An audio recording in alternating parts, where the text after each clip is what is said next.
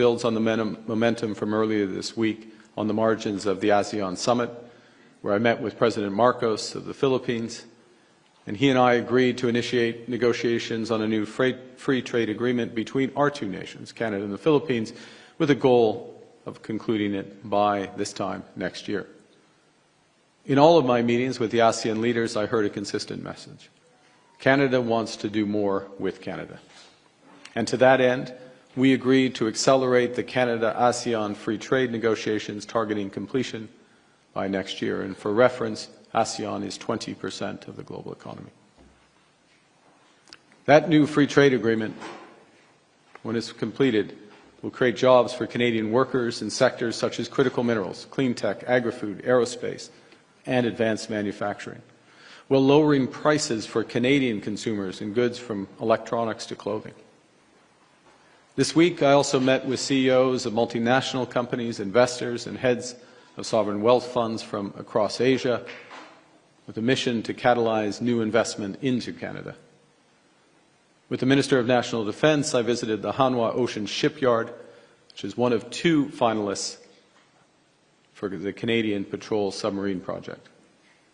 This project will protect Canadians, will help protect our allies, and we will design it so it provides enormous ongoing investment and jobs in Canada. In Kuala Lumpur, we announced funding to expand the BlackBerry Cyber Security Center of Excellence into an international hub for cyber intelligence and security innovation. Witnessed Malaysia Airlines sign a deal with CAE to purchase Canadian-built flight simulator, and a testament to Canada's ever-growing footprint in the region. Our government is working hard, it's moving fast to expand Canada's reach globally. We've already signed new agreements with the UAE in artificial intelligence infrastructure, the European Union in defense and trade, Germany in critical minerals, Mexico in agri-food. Nous avons également conclu des négociations sur un code de libre-échange avec l'Équateur qui réduit ou élimine les droits de douane sur la majorité des exportations canadiennes. Last month in Ottawa, we concluded a historic free trade agreement with Indonesia. Now, as I said earlier, the mission of Budget 2025 is to catalyze unprecedented investment in Canada. So to support that, we're forging these new partnerships with APEC countries so Canadian workers and businesses can sell more of what we build and grow. And we are making it easier to build more, build big, and build fast in Canada. Canada is entering a new era. This is our moment to define our next century. We have the resources to transform our economy from one of reliance to resilience. We're an energy superpower with the third largest reserves of oil and the fourth largest reserves of natural gas in the world. This past June, we shipped our first LNG export to Asia. By 2030, we will produce 50 million tons of LNG each year, all destined for Asian markets. By 2040, that number could double. We already have a domestic electricity grid that is 85% clean, which we can increase by another 50% through new generation, including large-scale hydro and nuclear, both utility-scale and commercial SMRs. La semaine dernière, nous avons annoncé un nouveau projet financement pour le projet nucléaire d'Arlington, en Ontario, qui fera du Canada le premier pays du G7 à disposer d'un petit réacteur modulaire opérationnel. This new reactor will help power clean manufacturing, AI infrastructure, and the electrification of our sustainable economy. You know, we're having all these conversations, making these agreements on critical minerals because we are among the top 5 producers of 10 critical minerals that are essential for the energy transition. So we're fast-tracking mines and producing to meet demand.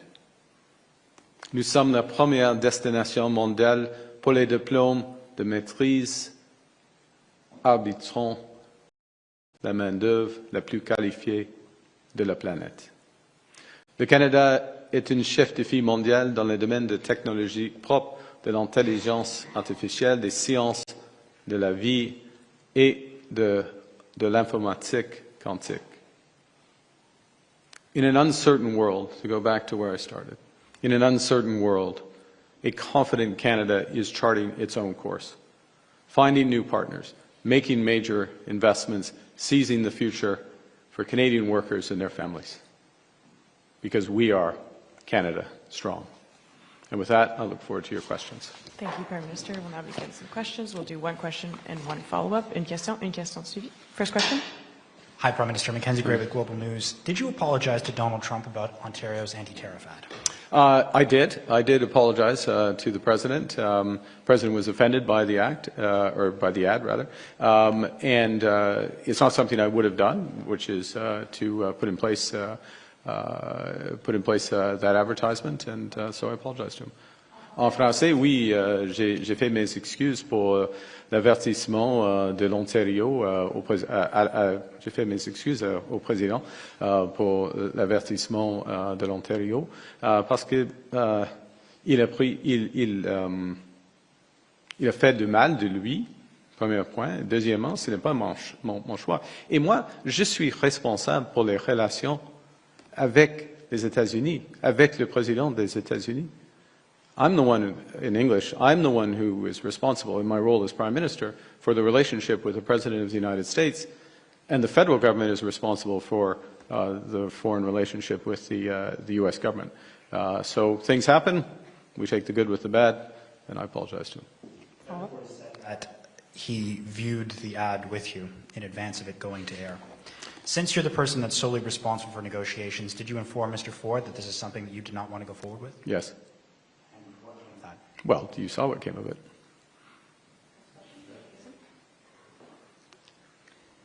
Yasmine Média avec Radio-Canada, juste pour clarifier, est-ce que vous avez dit à Doug Ford de ne pas diffuser la publicité? Oui, je l'ai vu, je lui ai avisé que c'est le moment de parler. Comme j'ai dit aux Canadiens et Canadiennes, c'est le moment de parler, de discuter, de faire des négociations avec les Américains.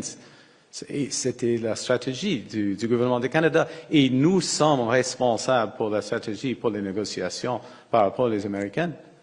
OK, M. Ford, il a pris une décision, il est indépendant, il peut le faire. Mais ce n'est pas exactement utile. Là. Deuxième question. Oui. Alors. Oui. On va y arriver. Okay. Vous dites que c'est le temps de parler aux États-Unis. Donald Trump a dit clairement qu'il ne voulait pas vous parler. Quand est-ce que vous allez changer d'approche? Est-ce que ce n'est pas le moment de le faire? Comme je viens de dire, nous sommes prêts de résumer les négociations quand les Américains sont prêts. Et s'il faut prendre des décisions après un certain temps, on va le faire. Next question. Après un certain temps. On attend, madame. Judy Train with CTV News. Prime Minister, if I could just ask for your clarification. You said that you told Doug Ford that he shouldn't air the ad. My question then, the fact that Premier Ford went ahead with the ad, the fact that the Premier of BC wants to put out an ad, the fact that the Premier of Manitoba, Wab Kinew, supports Doug Ford's ad, does this show that there is division within Team Canada, that the premiers don't trust you to negotiate? I think there is, well, the individuals can speak for themselves, and they're practiced in speaking to themselves, and they will speak for themselves. There are other premiers who have different view in terms of the utility of those ads, and you can speak to them. I'll repeat what the situation is with those who actually have been talking with the Americans and have been negotiating with the Americans. That we start from this position, which it does bear remembering, that we are in a position where 85% of our trade is tariff-free. We, like every other country in the world, okay? Every other country in the world has issues if they produce any of the following: steel, aluminum, automobiles, pharmaceuticals, forest products, with 232, so-called 232 tariffs in the United States. And so that's what we're having discussions with. or that's what we were having discussions with the Americans. That's where we're negotiating. We were making progress. Those talks are suspended. That's the situation at present. And it has a couple of implications. One of the core implications is it absolutely validates the strategy we have had from day one, which is to focus on the things we can control. Yes, negotiate with the United States. Of course, that's important. But building Canada at home, which is what this budget is going to do. With generational investments, the scale of investment that this country has never seen before, that's what this budget is looking to unlock, and to be building new partnerships with countries around the world. And there is no better place to do that than in the fastest growing part of the world that represents 60% of the global economy. We can adjust for the American component of that, but there's everyone else. So if I take it down to a little more than 40% of the global economy, ex the United States. And those are the discussions we're having. And you can see the traction we're getting. Free trade deal with Indonesia, free trade talks now launched with Philippines and Thailand, two of our largest. We already have free trade through something called the CPTPP with a number of those other economies. A turning point in our relationship with China. Progress which we have been making with India. Not part of these meetings, so I didn't meet directly with Prime Minister Modi here. The foreign minister, other ministers have been meeting with India. That's what we're doing to build our strength at home, first and foremost, build these partnerships abroad, reduce our reliance on the United States. It can't happen overnight, but we're moving very fast. With respect, Prime Minister, the United States makes up more than 75% of our trade. I'm well aware of that. Yeah. Yes. You apologized to Donald Trump. He's not going back to the table. He has no interest. So what are you doing? What is your next move? Or are you close to striking out? Very clever. No, I just fouled one off. The count is full, but we're battling like the Jays. Look, the next move is on Tuesday. The next move is the budget. It's the budget for this time. The budget the country needs. The budget that gives us control. See, this is one of the things. We can spend our time watching Truth Social, worrying about the reactions of individual things. We are staying calm, okay? We're focusing on what we can control, which first and foremost is how we build at home. And secondly, with our negotiations with the U.S., when they're on, when they come back on, is what's in the best interests of Canada. Not emotional, what's in the best interests of Canada. They will only agree, the Americans will only agree, as is the case in any trade negotiation, something that also is in the U.S. interest. There are a number of things where those interests align. And we'll wait until they're ready. Next question. Raf. Good afternoon, Prime Minister. Raf Abjikanian, CBC. Following your meeting with President Xi, neither Canada's readout or China's made mention of you bringing up things such as Uyghur detention camps or the transnational repression in Canada or Beijing's foreign interference into Canadian elections. Did you bring these issues up? We had a discussion on foreign interference. We had a discussion on a range of other issues. Recognizing that setting it back on track, particularly on the economic side, was an important part of the discussion. Follow-up. Et ce qui est important, on commence en français, ce qui est important, d'avoir l'occasion d'avoir des discussions à le plus haut niveau. Il n'y a pas de discussion, on peut parler de tous les sujets que vous l'avez mentionnés, mais seulement avec les Canadiens, pas avec les Chinois. Il faut avoir un rapport, une ligne directe avec le président et le premier ministre de la Chine. Et maintenant, c'est établi pour la première fois dans presque 8 ans. Alors, ça c'est la première chose. Deuxièmement, en ce qui concerne les discussions, oui, nous avons eu une discussion sur l'entente étrangère.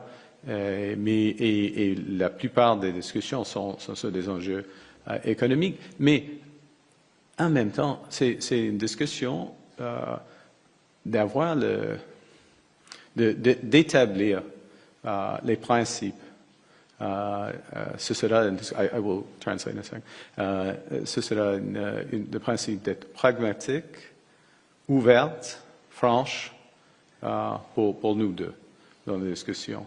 Pas de surprise, en effet. And I think if I can finish to loop back, so the other element of the discussion, which is something you do in a relationship as opposed to a transaction, not suggesting your question was transactional in any respect, but I'd like to distinguish how some other discussions go, is to be clear about the expectations, that we will be pragmatic, that we will be open and frank with each other on issues, and there are issues of challenge, and that and where we can find common ground, we'll find common ground, and where we have differences, and there are big differences in our societies and in our governments, we'll respect those. Okay? So how did he react when you mentioned foreign interference in the Canadian Look, we elections? had, we had a discussion that was, our overall discussion was constructive, and it was number one, constructive. Number two, marked a turning point in the relationship. I don't think they recognize the level of concerns we have about these issues, but we manage these issues in Canada. We have a structure to manage them. And look, I'm going to repeat what I said because it's very important. It doesn't do any good to talk to ourselves about these issues alone. It's important that we are engaged with the world's largest country by population, second largest economy by value, and increasingly influential, determinant, not just influential, determinant of the global system. So we need to be back in there, and now we are back in having those discussions. Next question. And I guess the last point, I'm sorry, I'm going to drone on for 1 sec. And the point of having the relationship is, if you have a relationship, you see people multiple times. It's not a one and done, and that's where we are. Thank you. Next question. Hi, Prime Minister. Sarah Ritchie with the Canadian Press. If you cast your mind back to April during the election campaign, I know it feels like a long time ago for me, you told Canadians that China was the biggest security threat to this country and to Canadians. Do you still believe that to be the case? I think we have to manage all our threats. There are a number of threats from a country mentioned, Russia. We've non-state actor threats, which are material. I guess, one of the advantages of having your security clearance is you're better informed about some of the threats, and I highly recommend that anyone, either in the position of responsibility or seeking it, has their security clearance. So I have a richer sense of the tapestry of threats that face our country. And I'll tell you one thing, if I may, and I'll hand back after this, which is what that does, it just hardens the resolve of the government to protect Canadians and to take a variety of measures that we are taking to protect Canadians. So it reinforced the need for the big increase commitments that we made. We didn't make commitments at NATO because all the other kids were making commitments at NATO. We made commitments to increase our defense spending because we have to protect our Arctic. We have to assert our sovereignty in the Arctic and protect Canadians there because of non-state actor threats as well. Also, threats in virtual and the cyber world, which are only growing.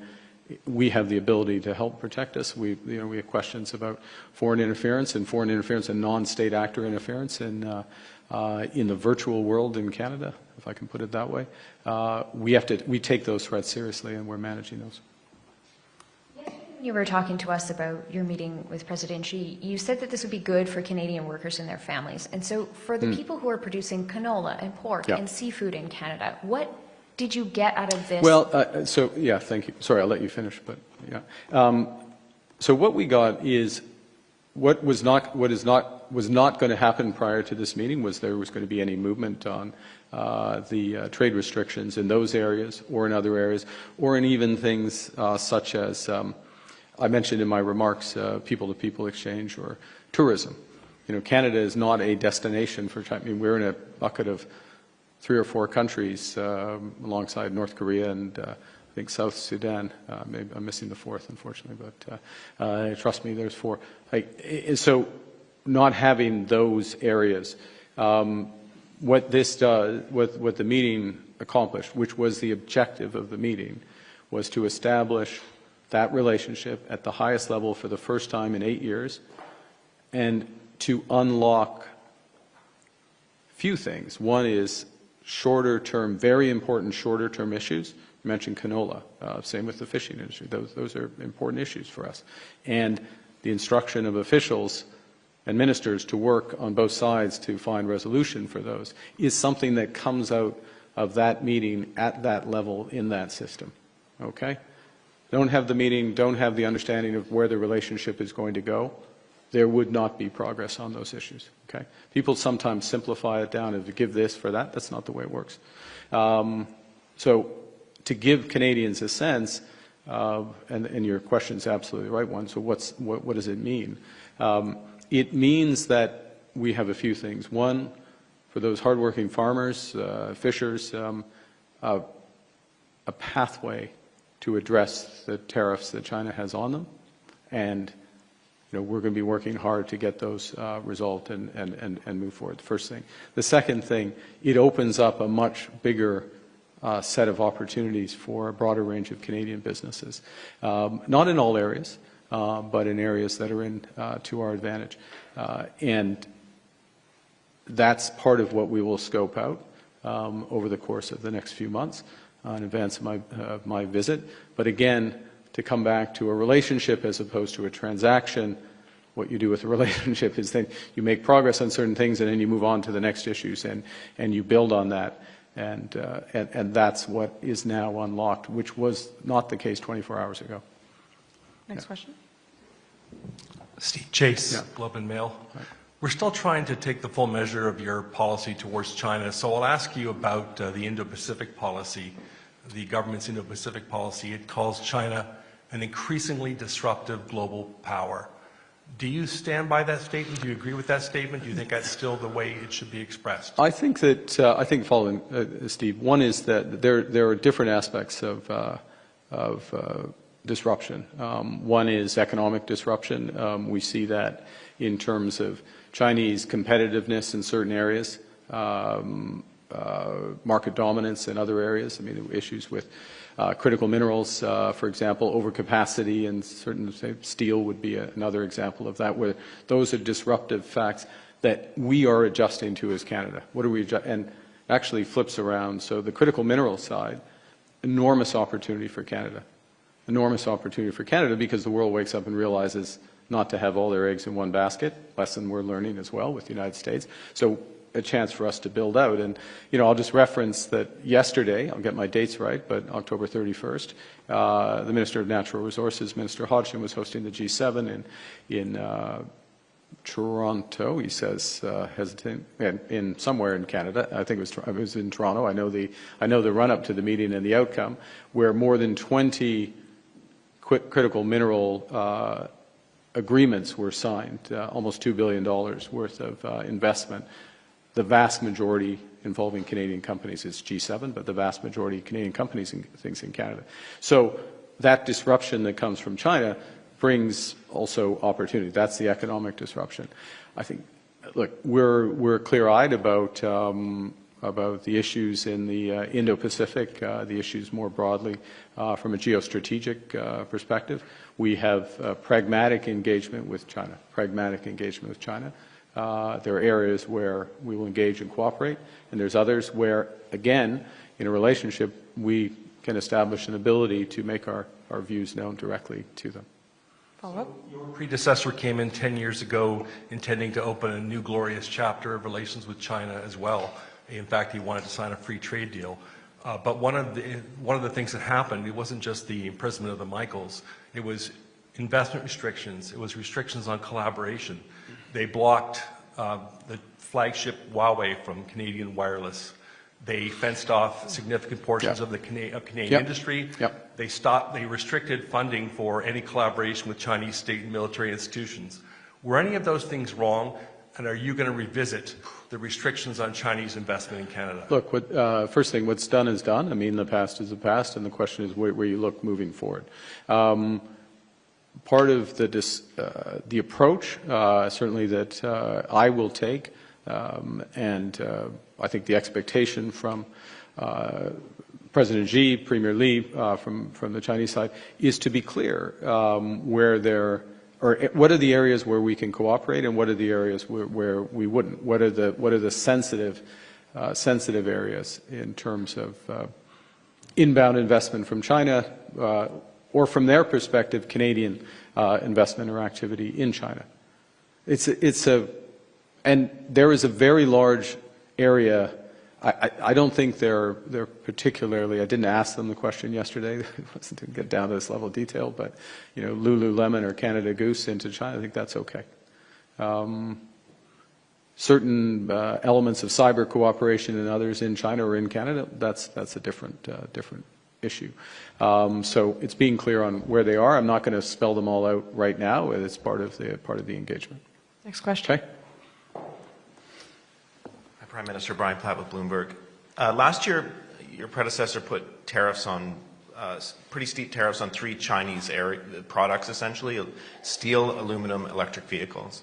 The readout after your meeting yesterday said you discussed solutions to some of these irritants. It did not say steel and aluminum. It did say electric vehicles. So should we take that to mean steel and aluminum are off the table here, but Canada's tariffs on EVs, that is something you're willing to look at and revisit? The way I would frame it, and it's early days, so I don't want to get too far ahead.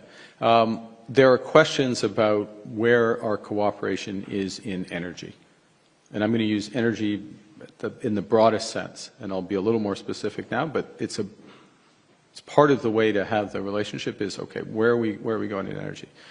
PetroChina, Chinese oil company, is one of the purchasers of LNG from what's called LNG-1, the first of those I referenced in my remarks. I think they're 15%. There's a variety. The Korean gas company, Petronas in Malaysia, also purchases. There's a range. Shell would be another.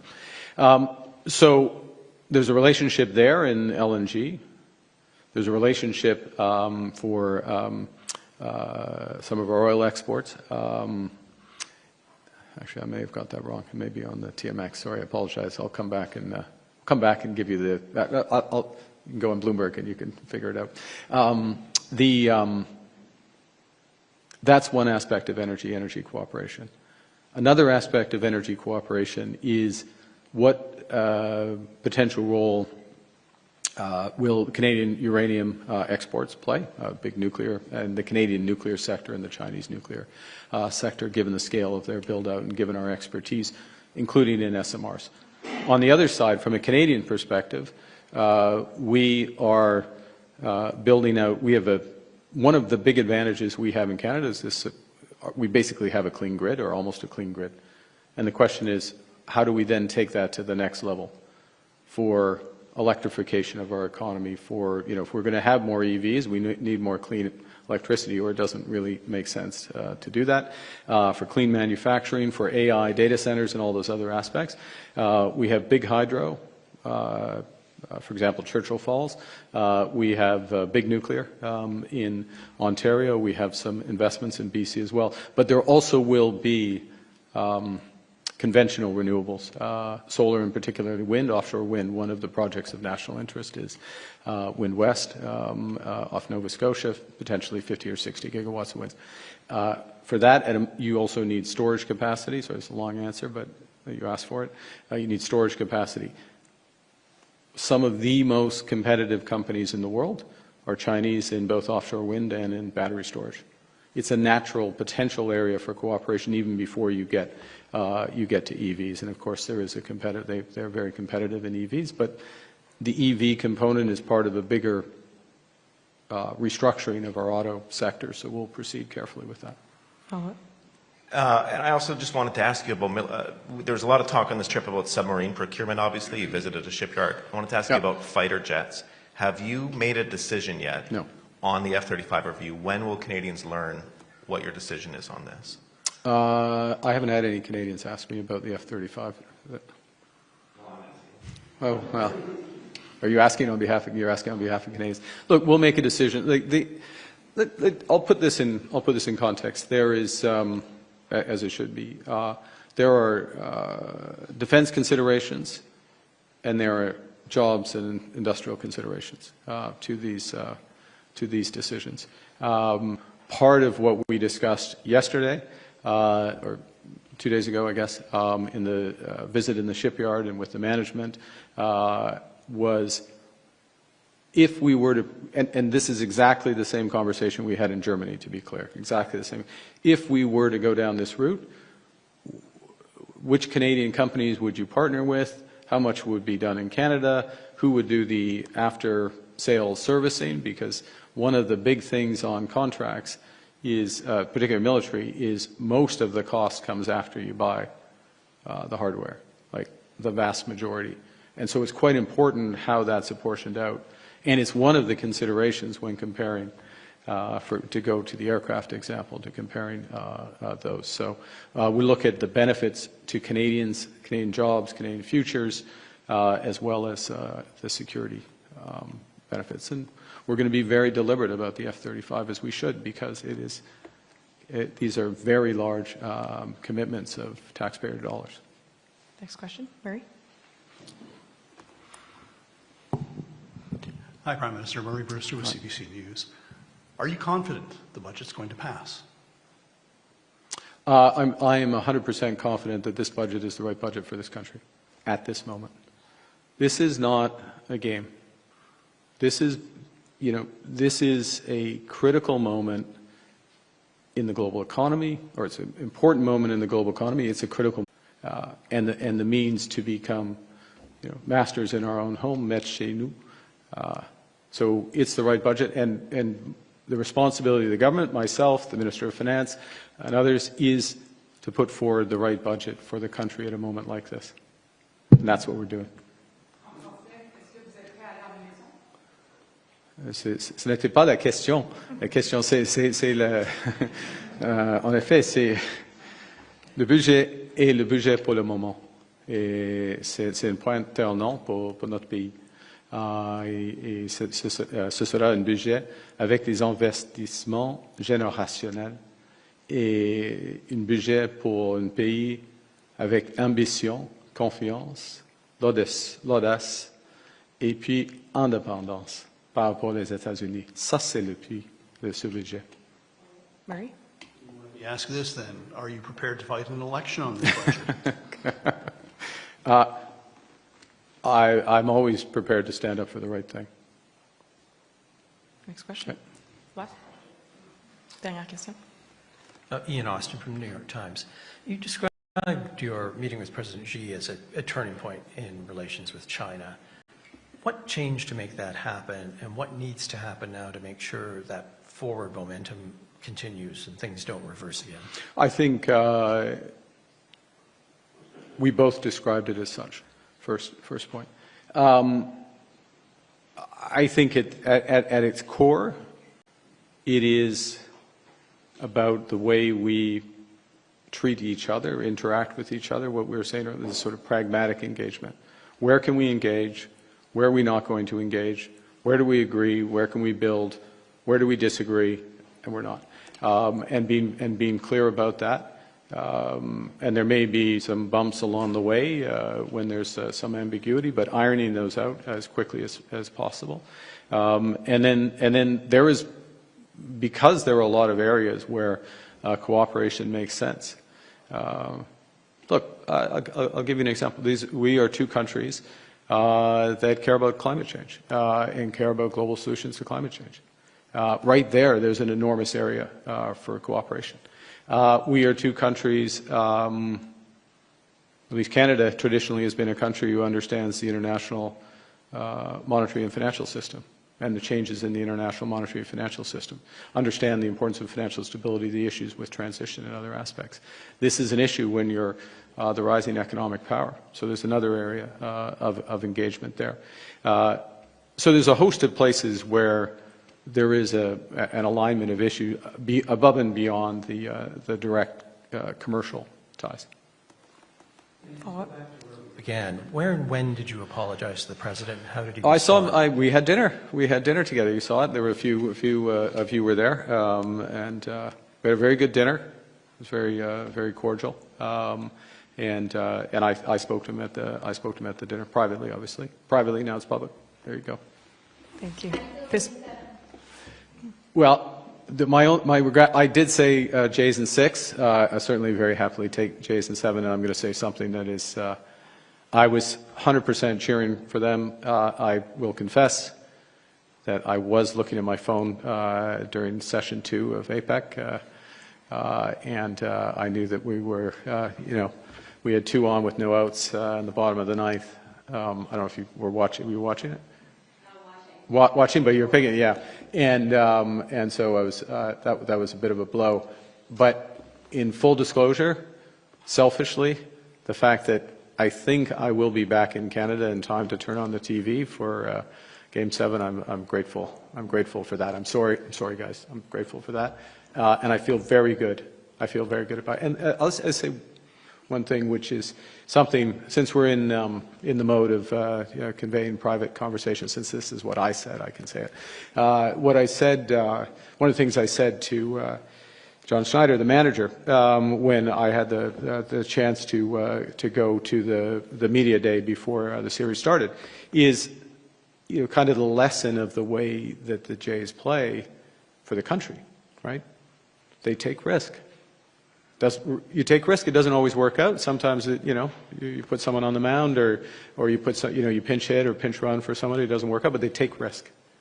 They're aggressive. And they're a team. I mean, they're clearly a team. And that's why, so you don't need all the payroll. You don't need to be the big American team to win the World Series. So I feel very good because if you're a risk taker, you play as a team. That gets you the World Series, and our Canada is taking risks, and we are a team. We are Canada strong. There you go. You asked for that last bit. Thank you very much. Prime Minister, this was an entire press conference. Est-ce qu'il y a pas de conférence de presse?